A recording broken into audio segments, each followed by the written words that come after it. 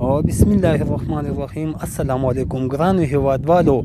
مونږ د خیریه کارونو په سلسله کې نن بیا د هسکې مینې ولسوالۍ د دولت خیلو قریات راغلي یو چې مونږ دلته د یو غریبې کورنۍ نه خبر شو. هغه کورنۍ مشر یا کاکا مونږ سره ولاړ دی. د ده په کورنۍ کې د ده کورواله مریضه ده، یعنې د شکر مریضتۍ ده، او د شکر د مریضتۍ د وجې چې مونږ یې پوښتنه وکړه د ده په د دې زنانه په لاسونو په خپو په غوښه کې یعنې قدرتي سوري ورسره کېږي.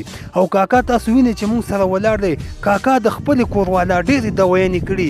دا د کاکا د کورواله دا درې ځای چې تاسو وینئ نکسې او ټیسټونه او په ډېرو ډاکټرانو یې ګرځولي، خو ولې کاکا اوس د غربت او د غریبۍ د وجې یعنې ډېر وخت یې د خپل کورواله علاج وکړو.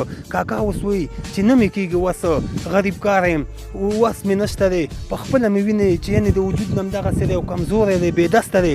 کاکا وایي چې نشم کولی چې د خپلې کورواله علاج وکړم. اوس موږ د کاکا نه په خپله پوښتنه کوو چې کاکا څومره وخوښه چې ستا کورواله مریضه ده او څومره یې ته علاج وکړو.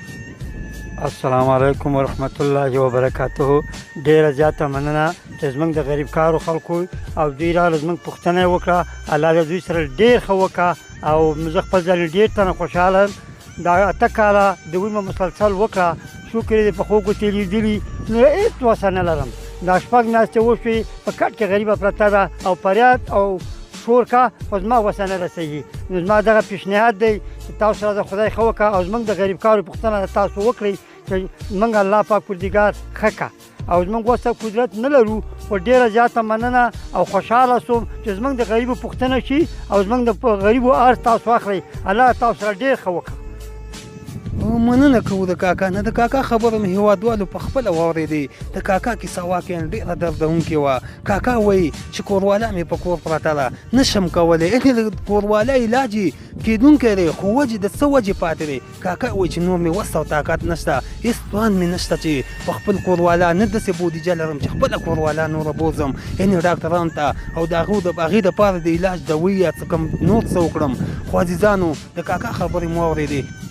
تاسو باندې غږ کوو د شینوارو هسکې مینې ولسي خیرۍ بنسټ د خوا چې مونږ سره د کاکا دپاره د الله د رضا دپاره د کاکا سره کومک وکړئ. زمونږ اړیکې شمېرې تاسو په پرده باندې وینئ، زمونږ د وټساپ شمېره او د اړیکې شمېرې مو په پرده باندې مخامخ وینئ. د کاکا دپاره مونږ سره تماس ونیسئ، خپل کومک ورسره وکړئ. انشاءالله چې الله جل جلاله به ستاسو کومک او مرسته وکړي چې هر چېرته یاستئ په لوی الله مو سپارم.